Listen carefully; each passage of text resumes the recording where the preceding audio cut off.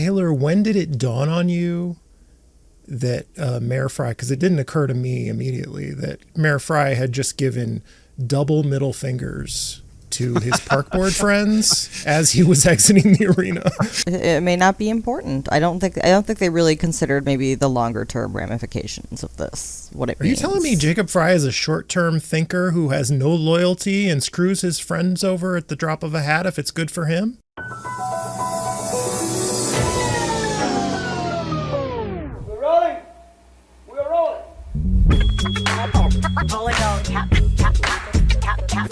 This is a real thing. Real thing.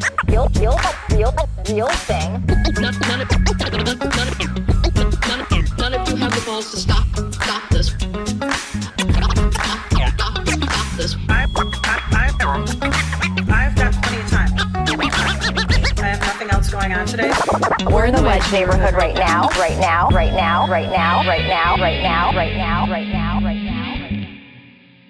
Okay, Josh, have you messed with your background? Have you spruced it up? Beth has talked to me before about taking issue with having laundry and stuff in the background when I do the podcast.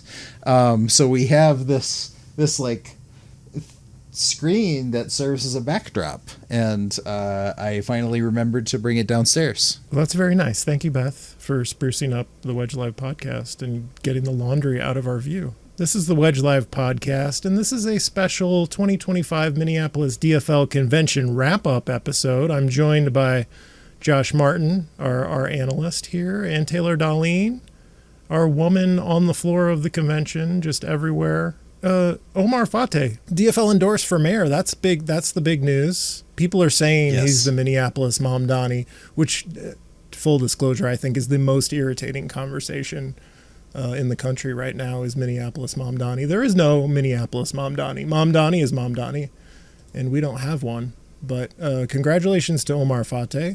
That's a big deal, winning the DFL endorsement. Josh, what were the... do we have numbers to give on the DFL endorsement? Were there numerical results? Yeah, so that's an interesting question.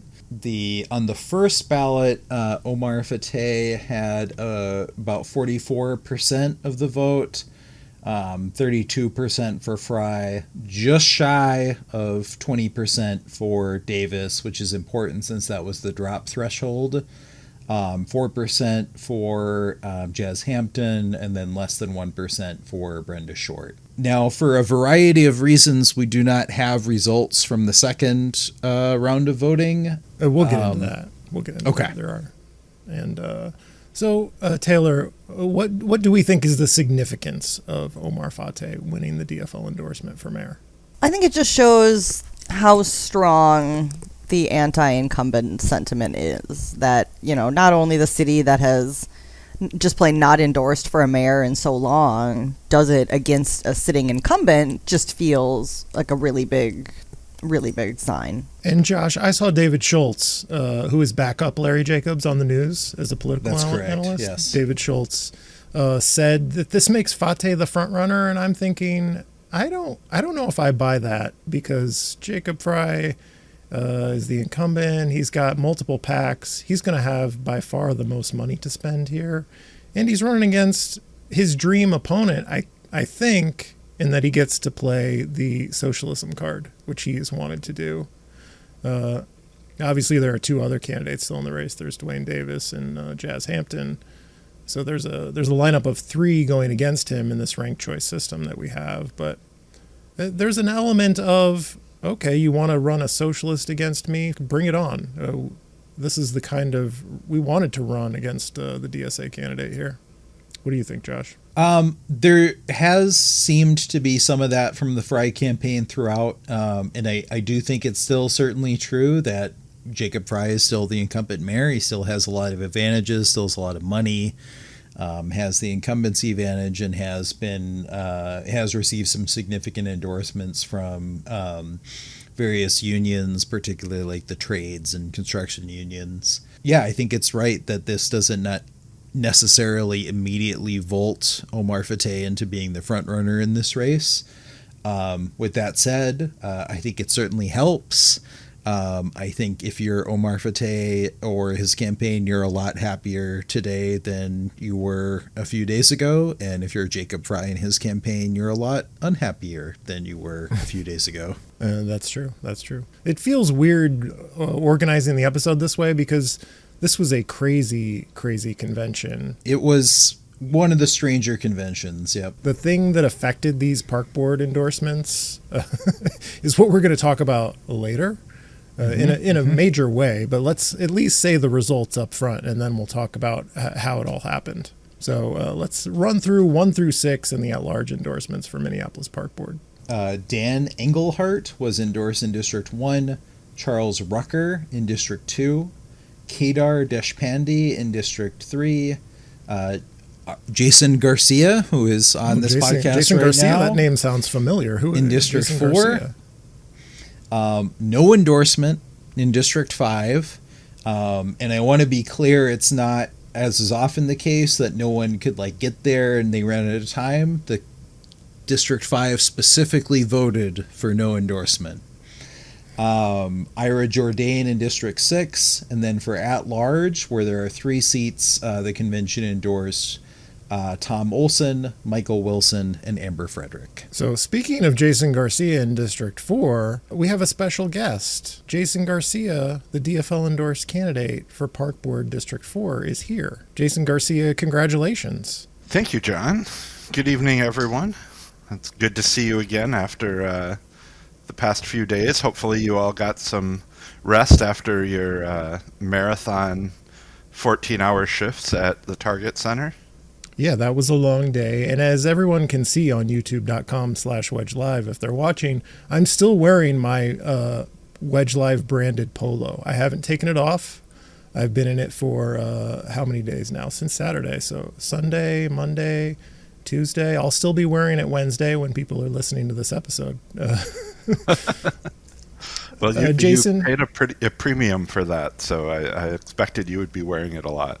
Yeah. Jason, to what do you attribute your success in winning the endorsement? Oh, there are a lot of factors. I mean, obviously having labor support was huge through the whole convention, but especially at the end when we took our votes for the endorsements, everybody who got an endorsement who got a DFL endorsement was endorsed by labor in some capacity. Correct. Just listening to the speeches, everybody really focused in on labor, talking about making sure that we can rebuild a positive relationship with parks workers and things like that. And then especially thanks to the last minute maneuvering to actually make votes happen. I think the crowd that was still there was very hungry for that sort of messaging and was very eager to move past this status quo that we've had for the past 4 years on the park board. So what you're saying, baby Mayor Jacob Frey pulling all of his supporters out of the arena could have been a boon to your campaign there at the end. I mean, I actually posted a video last night or yesterday afternoon sometime acknowledging the fact that, it was not ideal for my opponents to have so many of their supporters who they shared with the mayor, and whether, that's a strategy that they can consider or reconsider another day, but certainly on Saturday, that proved to be a massive turning point for them. Do you think you had a shot, even if he hadn't done that? Do you think you could have gotten to 60, even if Frey had left his delegates in place? I feel pretty confident, given some of the counts that we were doing as part of the Minneapolis Regional Labor Federation slate. I was feeling pretty good about it going into the night when we thought we would be hopefully voting. Once it started dragging later and later, it always gets more difficult to know who's going to stick around, who's going to have to go home, who's like, I have to go home and take care of my kids because my mom can only watch them so long and things like that. But yeah, I was feeling pretty good about being at or at least very close to that 60% mark. How was it different as a candidate? Or like, what was it like speaking, especially to, I mean, even though it wasn't full, but what was it like basically speaking on the floor of Target Center too?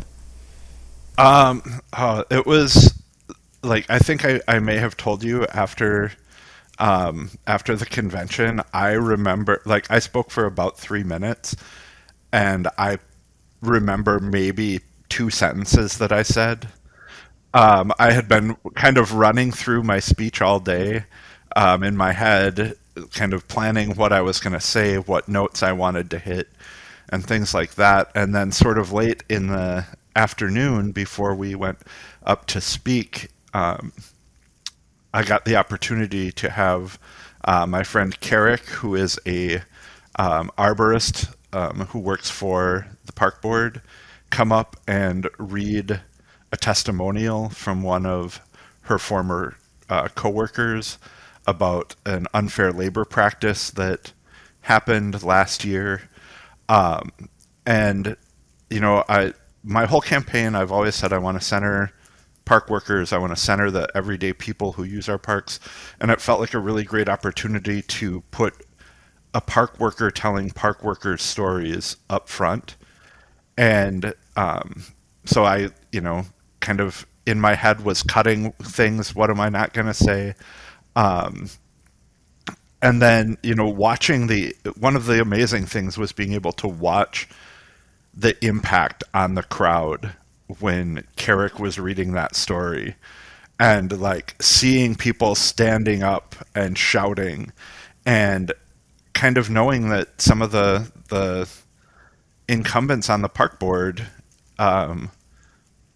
were really struggling to be able to look up at the stage while hearing it. It was really powerful and really moving, and I'm really honored that I got to be a part of it.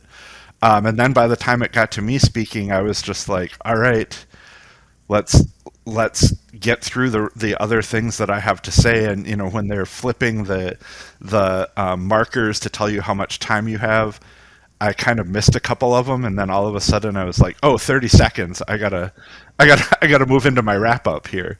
But yeah, it was really amazing. It was interesting because I felt like I talked all day. Sunday and yesterday, my voice was pretty scratchy. I talked to so many different people around Target Center. I, talked to certainly the delegates in my section. I talked to delegates from other areas about labor endorsed candidates. I talked to people in the hospitality rooms. I ran into a lot of different candidates, plus their teams and things like that. So, I mean, that's kind of what I remember the most of it, was just feeling like I was talking to people all day. How long have you been in the race? I think it's right around 2 months now. And so you're unlike a lot of other candidates, whether it's city council or park board, in that I know for a fact, because I know you, that you were not planning to run for anything this year. Yeah. Whereas at the convention, you were running against two people who had run for city council before, Yeah. and now they're running for park board, people who have long had like political aspirations. But like, I know for a fact you had no idea you'd be running for park board until somebody dropped out, like two people dropped out. And I'm like, Jason, there's this park board seat here. What do you think? What about you? And I know other people were asking you to run, and I don't think it was your intention to do this, but you thought about it, and now you're doing it. So I'm wondering, like, how do you feel about that decision 2 months later? It obviously changes day to day depending on what I'm doing. There are times where, I talk to Josh and he's just like, oh yeah, we're like getting all of these donations and stuff like that. And I'm like, oh man, I'm just like running this tiny little park board campaign and stuff like that. But that's like one kind of stressor of it. I've been really lucky to have people like Taylor helping me out with like doing photography and videos. Wait, are both of my co-hosts today working on your campaign? No, Different. I would- There is another Josh who serves as There's a treasurer different for some Josh. campaigns. Oh, Josh, because you're treasurer for literally every other campaign in the city. I expected you would be. No, also- I told Jason I reached my limit, so there's Yeah. we No. outsourced it to the other Josh. We forgot to Actually- do the usual Josh Martin disclaimer that Josh is Omar Fateh's treasurer and literally That's correct. every other campaign in the city's treasurer. Yeah, Josh Different Martin. Josh. Josh Martin does not have any sort of role in my campaign, Okay, other that's than I reassuring. suppose sometimes hearing me complain about various things in the capacity as being a friend in a group chat. Very important But- role. Yes. Did that answer your question? I I guess. mean, I was asking, like, how do you feel about it 2 months later? And, like, are you having a good time, a hard time? You've basically. How'd you answered feel about it for most of Saturday prior to the last 40 minutes? I had a conversation with someone in the hallway outside the labor hospitality suite. And we both kind of agreed that there was maybe a 2% chance that there was going to be any sort of park board vote at all.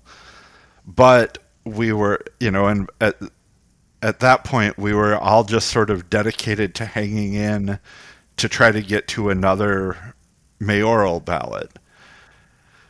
Despite many of the stalls and many of the procedural questions and challenges and things like that, all of us really held out hope that we would at least get that one last ballot in. And I actually have a funny story from the day about Josh Martin that I've intentionally saved this. I haven't told any of you about this because I wanted all of us to be like sort of it together when I told it. What did they do? So, well, savvy convention goers may have noticed at one point Josh stepped up to the microphone in front of the stage and called for the order of the day. Yeah, I remember. To make everyone get back on track. And the people who were around me, there was like a big burst of applause because people were like getting so tense and frustrated with these continuing stalls and making the same motion over and over again and things like that. And I think I was like, yeah, Josh. And somebody was like, oh, you know him? And I was like, yeah, that's a friend of mine. And then later in the evening, as we got close to actually the prayer break that preceded everything, there was more and more, it felt like more and more stalling was going on. And a woman who was sitting across the aisle from me looks at me and said, where's your bald friend? Get him back up there. So everybody was under the impression that it was like Josh Martin who could just like force everybody back into the convention. So He's so parliamentarian. He's so bald and so authoritative that yes. Just step up to the mic and get us back to the orders of the day. This is a phrase that I don't think I remember hearing before that day, and I heard it twice on Saturday. What's going on? Yeah, so call for the orders of the day is used to be like, hey, we've gotten off track. Can we get back to the item that is that we're supposed to be considering right now according to the agenda? And that distinguishes somewhat from the previous question, because the previous question is to end debate on a pending motion. But a lot of times there was no pending motion. People were just stalling in general. So that previous question wouldn't work. So call for the orders of the day was the appropriate parliamentary motion. Okay, I call for us to get back to the orders of the day because this was a wild and crazy convention. I feel like we've not even scratched the surface. The reason all of these park board candidates were endorsed with like a badge vote, like these were basically uncontested endorsements because Jacob Frey, baby mayor, pulled all his people out of the arena because he thought he was going to lose. Let's get right to that. It's kind of convention where nothing happens for 12 hours because there's just 20 park board candidates. I was numbed to sleep listening to 20 park board candidate speeches. nothing more brutal in my life, Taylor, do you agree with me, than listening to 20 park board candidates give a speech? Yeah, and I was just trying to take pictures of all of them, and at one point my battery died, and I was just like, I can't. They just keep coming. And one guy, I still think he got up there and just talked about water for like 1 minute, and that was like his one issue. I was like, okay, they're just letting anybody. Was that Justin Cermak? Yes. Yes. I don't think I could tell you what Justin Cermak looks like. I have no idea. I have a lot of pictures of him. It's electronic balloting. That we had some problems with the electronic balloting in terms of like the delay, and people weren't getting email responses. People were just, there were some problems. So this convention goes on for so long, hardly anything happens. And then like in the last hour, a whole bunch of stuff is happening. Omar Fateh is endorsed. So Josh, give us the straight story here. There's a rumor going around that it was your idea that we go to badge voting. Well, did you engineer this whole thing? Here's what I will say. Through a suggestion in a group chat I was in, I did have an idea to suspend some rules, and after some conversations with some people, to move to badge voting. I only had the idea to do that for mayor. I did not have the idea to do that for park board. So I don't know if other people. I'm sorry, I couldn't think of everything. So I don't know if other people improved on my idea, or if other people had a similar idea independently. But what I will say is that ultimately, the motion to suspend the rules and switch to badge votes was made by City Council member Aisha Chugtai. And what we ended up doing, because we realized it was the only way we were going to get our business done, was a motion to suspend the rules, use voting by show of badges for mayor, for the park board district seats, and then a ballot vote for park board at large. I honestly wasn't sure that motion was going to pass, but it did. And as a result, we were able to very quickly complete the endorsements for that, and the fact that a lot of the Frey delegates walked out. We were able to very quickly complete the endorsements for mayor, for the park board district seats, and for park board at large. And yeah. So obviously Fateh is endorsed, and that's good for him. But I don't think the delays in counting that happened with the electronic balloting problems benefited him, because his campaign, thinking we have the most delegates, we want the most ballots possible. Delays are not good for him in this case. But there was also there's an alleged discrepancy between a real discrepancy between the delegates, alternates present, and the number of votes. Is there an explanation for that, Taylor? I had heard that there were 100 people in line waiting to be upgraded during the first ballot. I don't know if that's accurate or not. That's just something that I'd read, that there was a lot of people just weren't there. Josh, do you have any thoughts on what that discrepancy is about? I'm not aware of a public explanation regarding that discrepancy. I think more information regarding that may come out in the coming weeks. Do you have confidence, Josh? Do you have confidence in the results of the electronic balloting? I have confidence in the results of the electronic balloting. Really? You don't think ballots were discarded or lost or didn't come in? I have confidence in the results of the electronic balloting. I have heard some new information regarding a potential explanation for what happened there, which has nothing to do with technical failures of the balloting system. Okay, you heard it here on the Wedge Live podcast. Our bald-headed expert who everyone has confidence in. Get your bald-headed friend up there to the microphone, I think is what they say about Josh Martin. And if he says something, I'm taking it to the bank. I'm not at liberty to say more at this time. Okay. Yeah. Well, we got our bald-headed friend to the microphone, and this is what he had to say. I don't know what to tell you, people. Take his word for it. Will we be hearing more shortly, Josh? I would imagine so. Challenges have been filed by individuals associated with the Jacob Frey campaign. Some of those have been made public.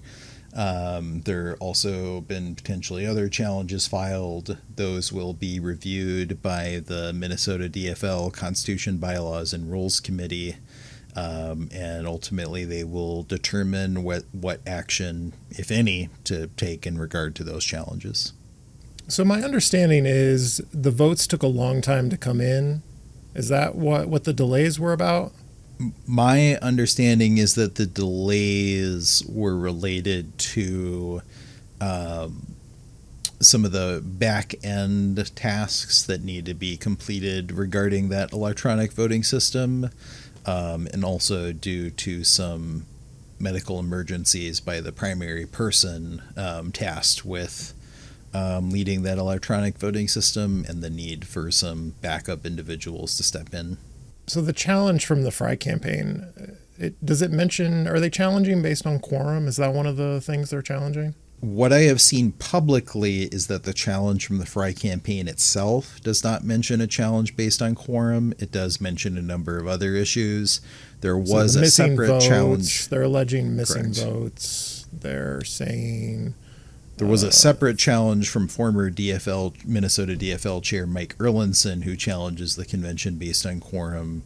That challenge does not appear to be well-founded based upon the results of the park board at large ballot. Yeah, because we heard a lot about that the night of and the day after, a bunch of people talking about quorum. And a lot of photos were taken and videos were taken, and we have the paper ballot from the at-large park board race that establish, there was quorum. So Correct. I can see why the Frey campaign is not mentioning that. There's, in addition to the electronic balloting complaints and the allegations of missing votes, there's some technical complaints that I'm not even going to get into because our bald-headed friend Josh Martin will just go crazy talking about those. I think we don't want to go down that road. Then there's a personal attack on Amy Livingston. We're not going to get into that. I don't want to bother with that. Taylor, am I missing anything here, you think? No. They did try to deny the quorum, but it didn't work. Right.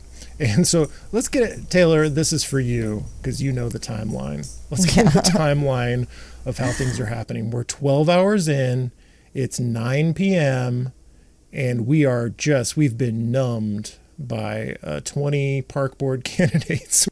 And then at around 9:10 p.m., what starts to happen?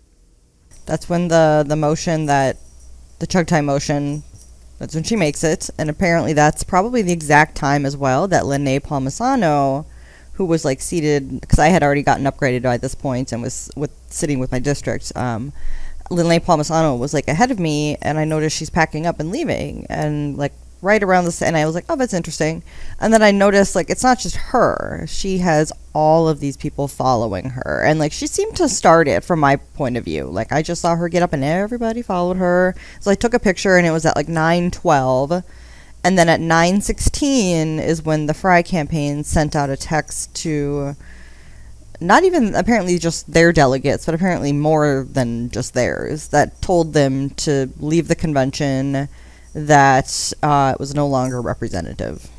So we've got Chugtai making allegedly the Josh Martin idea to let's do badge voting. That will speed this up if we can vote with badges instead of everybody voting with paper, and then we've got to count them. So we got the badge voting motion, and then at about the same time or a little after, Paul Masano ushering people out, and at 9:16, the text to Frey delegates that they should leave the auditorium. And then the guy making the quorum call at the microphone is the guy who writes the Frey Pack, all of Minneapolis emails, Chris Cluthy. Am I saying that correctly? He's at the microphone saying, no, quorum check. We've just evacuated. He didn't say we're evacuating our delegates, but they are evacuated at this point. And he calls for the quorum check. Do I have that series of events right? Yes. Yeah. In response to that, one of our esteemed co-chairs, Anne, who I have all the respect in the world for, basically said the motion is not, I can't remember if she said in order or well taken or whatever, but she said because our ballots are count as quorum checks. That's correct. So there is specifically a rule, and this is not something Minneapolis DFL made up. This is something that is part of the standard model convention rules provided by the state party that says if the absence of a quorum is suggested, its presence is established by a counted vote or by a written or electronic ballot, including one related to another matter. And as you'll recall, we froze the floor the entire time from the start of the mayoral badge vote to the end of the at-large park board ballot vote. So during that time, people could leave, but they could not enter. So the fact that there was quorum as of the at-large park board ballot, as established by the number of ballots that were returned, proves there was quorum at all points leading up to that, up to and including at the mayoral vote. Yeah, because the last thing that happens is the park board at large vote. It's on paper, so you have paper ballots returned verifying the numbers of people who have voted. So you have established you had quorum all through that time. Fascinatingly, I very recently learned that rule was specifically added because some individuals had a habit of making dilatory quorum calls in order to Josh, stall who would out do conventions. that? Who would do that? No one would do that. Individuals. What would motivate someone to delay a convention just because they were far behind and at risk of losing an endorsement? Who would do that? Especially after we had already established that conventions are for endorsing. Not in my Democratic Farmer Labor Party. No. Wow. Okay. So I guess the rule worked. It appears that it served its intended purpose of allowing the convention to establish quorum while also not wasting time, which is important because had we tried to take the time to count the nearly 500 people or slightly over 500 people or however many it was at that point, that would have taken a very long time and may have stalled out the convention past the scheduled adjournment time. So there was a lot of money spent on caucuses this year with the PAC. I forget what it's called. What was the PAC called, Taylor? We love Minneapolis. We love Minneapolis. And they didn't do super well, but they got a positive result in 10. They blocked. They got Elizabeth Schaefer in 7. And yet we get to the convention and Jacob Frey flops hard with all that money spent on the caucus process and the endorsement process. Like, what does it say about how weak Mayor Frey is? All that money was spent to get out his people to caucus, and he flops that hard. Josh? I think it shows he's much weaker than you would expect a two-term incumbent mayor to be. Yeah, and then I wonder how much We Love Minneapolis focused more so on turning people out for the ward conventions compared to city conventions. Maybe they just put too much interest in the city and or in the ward ones and didn't stress the importance of also signing up to be a delegate for the city, or maybe people just weren't inspired enough to also decide to be city as well. But yeah, it's definitely not a good look. I was thinking that in Ward 10 that a lot of the Millard supporters did not seem interested in hanging out to the end of the 10-1 precinct caucus to try to become city delegates. So that might explain some of it. Also, I think maybe the Frey campaign was a little overconfident. I mean, we've talked often about how long it has been since a mayoral candidate was endorsed, and that it was R.T. Ryback who was kind of not completely running unopposed, but basically running unopposed. And I think that they just sort of thought, well, there's no way there'll be there's no way that the convention will endorse, so we don't need to put our resources there. And I think it's a credit to the Davis and Fateh and Hampton campaigns that they went in with a strategy, and that they were in it to win and kept their people together. And I think it says a lot about the coalition of people who, again, are ready for a shift away from the status quo. Taylor, when did it dawn on you that Mayor Frey, because it didn't occur to me immediately, that Mayor Frey had just given double middle fingers to his park board friends as he was exiting the arena? When did it dawn on you that that had happened? It didn't until I think that Dan won over Billy. That was in District 1. I mean, I guess at the very start of it, but it was just like, oh, okay, this is not what I expected. We're about to speed through this because everyone who was came there to support Jacob Frey. Like, people say we don't have political parties in the city. We obviously do, because when one mayoral candidate evacuates the arena, everyone that's left is voting for a ticket, a whole slate of park board candidates. I didn't see anyone raise their hand for Billy Menz. There may have been a few, but like, oh wow, that's overwhelming. You don't even have to take time to count those badges because there's just a sea of Dan Engelhardt badges. And it was like that for every race. Yeah, and I think the park board at large results where we had actual counts really shows how lopsided it was. So, for example, Michael Wilson, 398, Tom Olson, 394, Amber Frederick, 363, Meg Forney, 32. So, from what I saw, the mayoral results and the park board district results were similarly lopsided.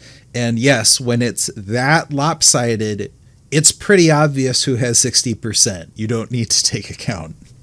Right. And I think, I mean, it's possible we would have had good results in park board anyway, because, I don't know, did he really pull enough people that it threw the races or just made it easier to count? I think he did in District 4. I think District 4? Yeah. I think he definitely did in the Kathy and Benny race. He really ruined her night. That's embarrassing. Southwest Minneapolis. You pull all the delegates, the Frey delegates in Southwest Minneapolis. So all of Ward 13 is in District 6, and one might imagine that there is a decent proportion of Frey delegates in Ward 13. Lene Palmisano obviously represents that ward, and if she is like, that's it, we're out of here, that's a lot of delegates that are from, Kathy Abeni's kind of voter central area. But one thing I will say is, like I had mentioned earlier, I felt pretty positive that I would maybe not get it on the first vote. I did feel pretty confident that I was close to 60%, maybe slightly above or slightly below.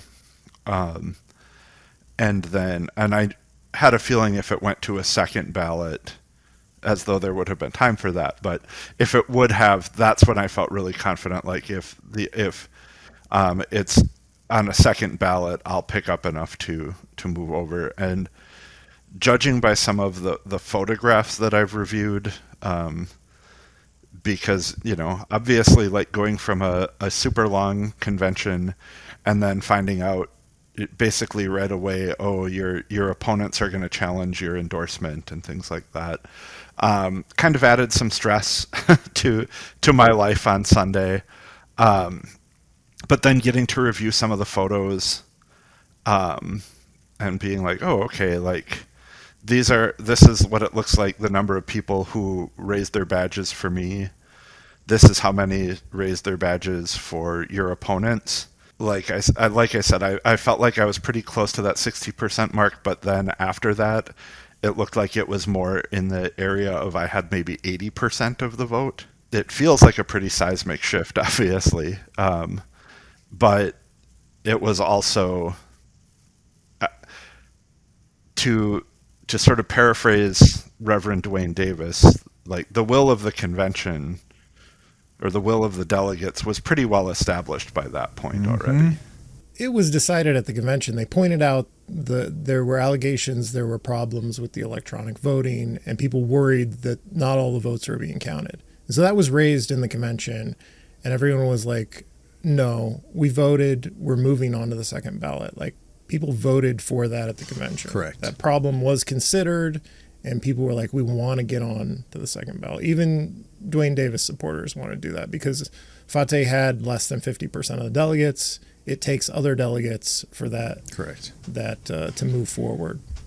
Well, and I think very importantly also, John, Aisha Chughtai's motion at the very end was a motion to suspend the rules and required 2/3 of the vote to be adopted. So For the the bad fact voting, that correct. So the fact that passed suggests that a fair number of people were on board with that plan. Taylor, do we think the Frey campaign knew that they were about to give double middle fingers to their park board friends as they were doing it? Or do you think they were, oh no, what did we just do? Yeah, I don't know if they considered it. It may not be important. I don't think they really considered maybe the longer term ramifications of this. What it Are you telling me Jacob Frey is a short term thinker who has no loyalty and screws his friends over at the drop of a hat if it's good for him? I mean, it's also just like some of the candidates they were running, Tim Peterson, you get someone who goes from a CD5 campaign that failed to bring any delegates over to Don Samuels to now you're doing park board. It's just like, these also just are not inspiring candidates that maybe have a lot invested. But yeah, I would just be... And how many, I wonder, what I'm curious to see now is how many of them that were abandoned at this convention and lost their endorsements are then going to turn around and still take money from Thrive or from all of Minneapolis. Oh, they will all take the money. Yeah, that's the consolation. We get all the millions. Taylor, can you tell us the Scott Graham story? This is maybe my favorite thing that happened on the convention. Oh, yeah. Scott Graham... He left the convention over lunch and came back with food, which is a big no-no. Everybody knows you can't bring in the outside food. CD5 chair especially knows that, but he tried to bring in food. And the person who stopped him is actually someone who, works for Target Center and so knows the importance of, enforcing these rules. And Scott called the guy a Nazi. So it's not even really the food thing that he got banned for. It's more so the reaction to calling a Jewish man a Nazi because he stops you from bringing food in. Right, and these are rules.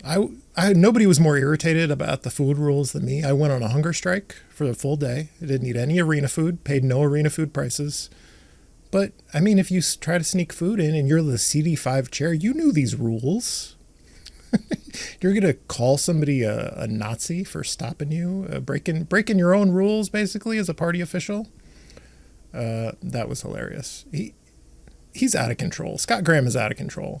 Why does he hold the position he holds? Well, yeah, because, he got stopped from...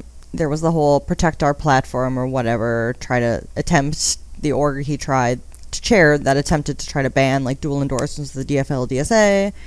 That got stopped, and then, we have Richard Karlbaum, the DFL state chair, giving this speech about, unity and naming socialists and trying to, bring the factions together, and, then Scott is quoted in, a same Star Tribune article still going off about socialists, even after, he had to stop his petition. So, it's out of control. We hear so much, we hear this phrase, adults in the room, and it used about younger people or our council members or people who are members of the DSA. And there are no two people less adult in the room than Mayor Frey and Scott Graham, I think. That's what this convention shows. And yet they hold these high positions. And I say, don't purge the DSA. Let's purge Scott Graham and Mayor Frey. That's what I say. Well, I don't know about purge, but certainly Purge. I'm Let me use not strong sure about language them here. holding certain leadership positions. I will say Scott Graham was elected by a very close margin, by one vote at the 2024 CD5 convention. So we'll see what happens at the 2026 Is that the one where they were CD5 passing out convention. Yes. That's the correct. thing against Amy Livingston that was That later later- retracted? That's correct. Carol And was he passing still out the only letter. won by one vote. Okay. So, Taylor, you and I got to sit in the press booth with luminaries Eric Roper, Susan Dew, Kyle from Axios, Eric Escala from PBS. How did you feel about that? That was fun. It was a really good seat. It was a really good spot. I mean, I didn't realize we were going to be, like, I had heard we were going to be in a suite somewhere. I didn't realize it was going to be, like, this, like, area right on the floor kind of access.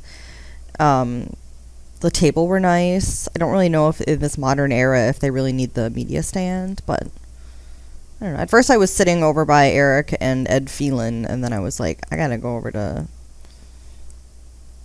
John and Susan. I saw the guy with the stack of Southside Prides next to him, and it literally took me 5 minutes to figure out that was Ed Fellion. I was like, who else would have a stack of Southside Prides? Like, he didn't bring a laptop; he just brought a stack of Southside Prides. That's how he covers a convention. He brought his analog tablet. Yeah. If I'd known it was going to be such a nice, luxurious setup, I would have brought a laptop. That would have made my life so much easier. Yeah, I know. I had one, and I was. Yeah, I just want to say you two looked like before I got to speak, I was really fortunate to sit with the 19 other park board candidates in what are normally the courtside seats at Target Center, which was kind of wild to just be sitting there watching my fellow park board candidates give speeches. But I had a very clear view of both of you, and you both just looked like what I imagine the CNN set is like on election night. Like, Taylor had a laptop in front of her and her phone or her camera sitting in front of her and was holding her phone up, and John was like looking very intent and had his brow furrowed. You guys looked so professional. And I think it's also a good time to mention Taylor's many badges and buttons where she looked like a general or president wearing all of their finery. Yeah, I collected. I had like 5 badges at the end, 5 or 6. Taylor was bent over at the waist from carrying all those badges around her neck. And then Eric also did say, Eric was like, "This is the future of media." So. Yeah, Taylor Dahlin is the future. Taylor Dahlin said that to you too. He said that to you too. Me and my badges. Taylor Dahlin wearing 5 badges and me and my brand. I really think the branded polo shirt threw people off and garnered me much more respect than I'm due. They're like, this guy has a embroidered polo shirt. Someone said they didn't recognize you because you didn't have the Lindale hat too, and you had a polo. It was just like. Yeah. I think I might switch from the Bryant hat to the Wedge Live embroidered polo shirt full time, because not only does it make me look like a guy who's rehabbing duplexes with his best buds from high school and renting them out, like, I think it tricks people into thinking I'm like Bob Fine asked me to sign his petition, his second petition to get him nominated for BET. He's like, this guy looks respectable. He will definitely sign my petition. Meg Forney asked me to sign her petition. I think it was drawing people in, this polo shirt. Like, this is a respectable man who will certainly sign my petition. And I had to turn Bob Fine down. I'm like, no, sorry, Bob. I vaguely remember your name, and I don't think you're someone I would support. But he has a less than stellar reputation, right, Josh? I won't dispute that. Okay. All right. Wow. Those are strong words from our bald-headed friend at the microphone here. So, is it okay if I ask you all some questions? Because, I can tell you, taking part in a convention for the first time as a candidate, rather than just being like a Yahoo who gets to run around with a camera and enjoy themselves all day, there are some things that I either saw or had to do or experienced that I'm wondering, like, if it happened for you all as well. Like, how many, John, you kind of mentioned this, but how many people approached you and asked you to sign their nomination paperwork? Okay, four people. I didn't really get asked. I think I maybe signed one or two. I signed more at the MRLF meeting we had, where it was just like sign everybody's, and I signed a couple in their suite. But Sure. no, I don't think I ever got approached in the convention. I don't believe I was approached for any petitions at the convention. I think a lot of the candidates got them early on, and I was working credentials prior to Sure. the convention being called to order, so that probably helped. Yeah, that makes sense. Yeah, I just saw like so many candidates, especially in that like 9:30 till probably 11 part of the morning, For sure. hustling around trying to get signatures and stuff like that. And yeah, like lots of candidates having to ask each other, like, "You're sure it's okay that they're not in my district?" or things like Yeah. that. And I was just like, well, my bald friend Josh Martin has assured me that that's fine. No, but so that was one kind of interesting facet about the morning for me, was just kind of running around. There was a lot of kind of unusual moments of like, I would try to get a drink of water or sit down for a little bit here and there, and I would go up to the MRLF hospitality suite, and it was at the far end of the hall, past all the other hospitality suites. So I would walk past all of the like other hospitality suites that people had, and I would run into people from the Fateh campaign, the Davis campaign, the Hampton campaign, the Spikowski campaign, like everybody. And so I ended up like stopping and talking to tons of people that like I kind of know, or maybe I do know, but just don't see very often, or things like that. So with you being down on the floor, did you end up interacting with a lot of the candidates or their campaign teams or things like that? And Josh, you were probably pretty embedded in one campaign team, so I don't know how much you saw other people, but So certainly I was working with one particular campaign. I also, because of the fact that I was working credentials in the morning, and the credentials team was very clear that we did not want anyone working credentials to be wearing candidate apparel. So I was not wearing an Omar Fateh t-shirt during the convention. So that did, I think, cause candidates to be more likely to approach me. I believe Kathy Abeni's campaign spoke with me at one point. What did you say, Josh? Did you sign her seconding sheet? They weren't looking for seconding petition signatures at that point. They were just looking to see who I supported. And I just immediately told them I was voting for Ira Jourdain. And that was the end of that conversation. Amber Frederick's campaign talked to me at one point, and I said I'd be supporting her. I think I did talk to some Dwayne Davis people at one point, and then certainly, obviously, talked to a lot of people on the Omar Fateh campaign. I made fun of Tom Olson. My candidate interactions consisted of making fun of Tom Olson's drawing in the program. The union paid for like an artistic rendering of Tom Olson that didn't really look like Tom Olson, not a flattering drawing at all. And so I made him pose next to the unflattering drawing, and I posted that. That's why they put me in the press box for coverage like that. Yeah, I didn't really. I mean, I ran into Jazz a couple times. I did have a funny interaction in like outside in the hallways at one point, like just outside the floor, where I was talking to the mayor of Mounds View, Zach Lindstrom, who was serving as a sergeant at arms.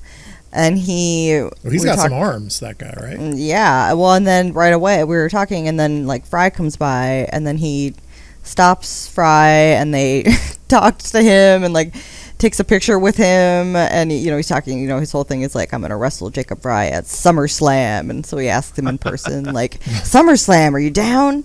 And Frey was just talking to him for a few minutes, so I just took pictures. So that was my one weird candidate interaction, was with these two mayors.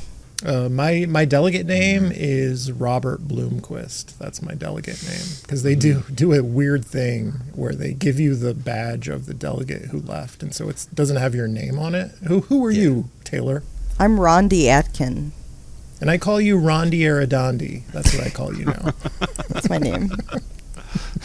And that is a typical thing for DFL conventions because there is always the possibility that that delegate shows up or higher ranking alternate shows up and we need that badge back. So if we give you a particular person's badge and we make a note of who has that badge rather than just giving you a blank delegate badge, then we know who has that badge if we ever need to get it back. You may be our authoritative bald friend, but that sounds very identity thefty to me, giving people badges with other people's names on it.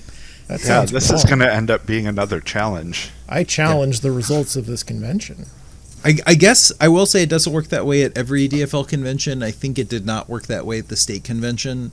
But at many local conventions, it does operate that way as a way of tracking where the delegate badges are for any for any upgraded alternates.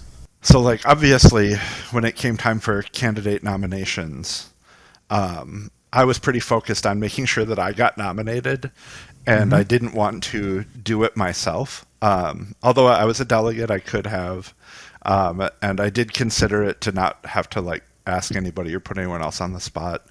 I considered asking John. I had kind of been hoping that Taylor would get upgraded prior to that, but there was some doubt about whether she was actually upgraded or not, so I didn't ask her. So I asked friend of my campaign, Ben Caswell, to nominate me since he's in my district, and he was gracious and great about doing that. We should also shout out the people who managed to get not one but two items added to the official Minneapolis DFL platform with minutes to spare. Josh or Taylor, can you remind me of the young woman's name who got the BDS? Jamie Salone. Yeah. Okay. And did she also then do the heron rookery? No, I think that was Katie Campoff. That sounds right to me as well. Yep. Yeah, we rarely get through all the endorsements, let alone resolutions. No one expected we would complete all of our business. But when a large chunk of the delegates on one side of our city's politics all walk out, then the remaining delegates just could do whatever they wanted. And that's what happened. Really, we should have a sore loser running for mayor every 4 years is what we should have. We should have a baby candidate running for mayor who pulls all their supporters out of the arena. And it will make everything else go so smoothly. One of the things that I saw a lot online since Saturday is a lot of people saying, like, they should have made us or had us use paper ballots. They should have done this. They should have done that. And I just want to really bring up something that every convention chair says multiple times at every convention. The conventions belong to the delegates. There isn't a they. There isn't like a mayor of the convention who tells you what to do. We as a body adopt the rules. We as a body can modify those rules, as we saw with the Josh Martin special. We as a body can vote to try to end or change the hours of the convention to either adjourn early or adjourn later, things like that. And I think that's something that kind of gets lost in the emotion and the heat of the moment, is that there isn't a they. There's not like even though there are people sitting up on stage to help facilitate everything, there isn't a executive committee up there that is saying yes to this, no to that. It's really just having a group of people to help facilitate what the the delegates want to do and how they want to Correct. move the campaign along. Yeah, nobody cheated. There was nothing nefarious going on. Problems, like there's always problems at a convention, or controversies or delay tactics, and problems come up and they were addressed as they came up. Nobody wanted the electronic balloting to become a problem. Nobody wanted that to happen. It did happen. And then delegates were faced with a choice. Do we redo the first ballot or do we move on? And delegates voted to move forward with the second ballot, and ultimately, it reached a result between the top delegate havers, Frey and Fateh. A result was reached, and fair and square in my mind. Yeah, and I think, obviously it's a natural emotion to feel confused and disappointed when things are going in that direction, or when your candidate doesn't win. That's totally normal to feel that way, and that's valid. I think all of us at various points throughout the day on Saturday felt some mixture of confusion and disappointment and frustration, but by and large, everyone stuck with it to the end. I know I got to Target Center right after 8 o'clock in the morning, and Taylor was already there. I'm sure Josh was already there. There were people who spent tons of time there that were tired and hungry and missing their families and stuff like that. But really what I think this result hopefully gives us is a chance to work as a coalition to say, we got to work with hundreds of other people sitting in Target Center that day, and we came to a consensus around people being endorsed in our endorsement campaign and around passing resolutions. So I hope that for all of the frustration and difficulty, that people can take some solace in that at the end of the day, many people who had different candidates, different ideals, different plans for the convention, all kind of came together enthusiastically and excitedly to make endorsements. And when we were filing out of the Target Center, when the staff was literally making us leave, I didn't see a lot of people who were disappointed or frustrated. I think there were just a lot of really relieved people that we have That's because managed. Team Frey evacuated the arena, Jason. This is a very unfair characterization. No one was disappointed and unhappy because Team Frey had evacuated. Or Team The disappointed Minneapolis, I people should had say. already left.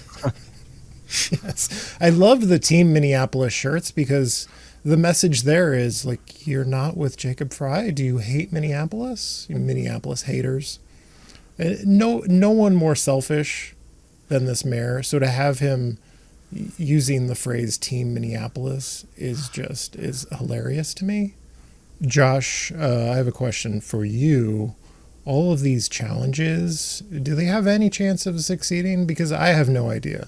I believe that the challengers have a very steep hill to climb.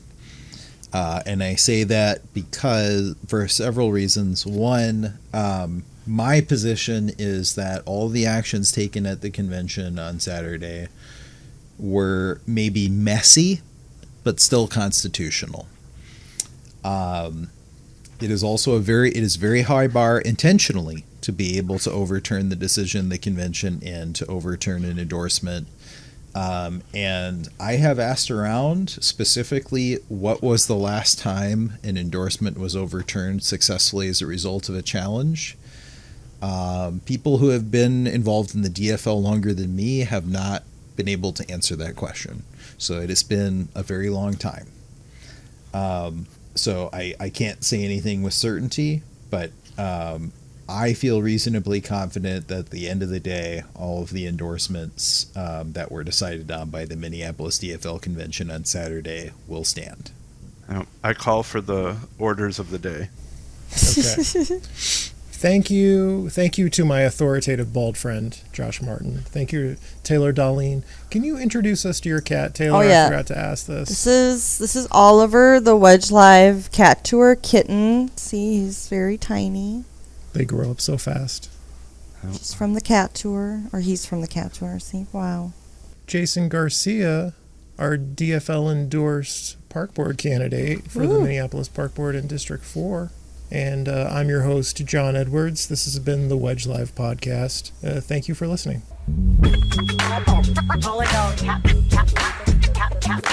This is a real thing. Real thing.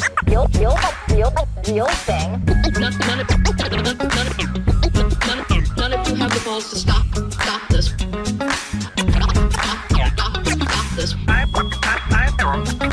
I've got plenty of time. I have nothing else going on today. We're in the Wedge neighborhood right now.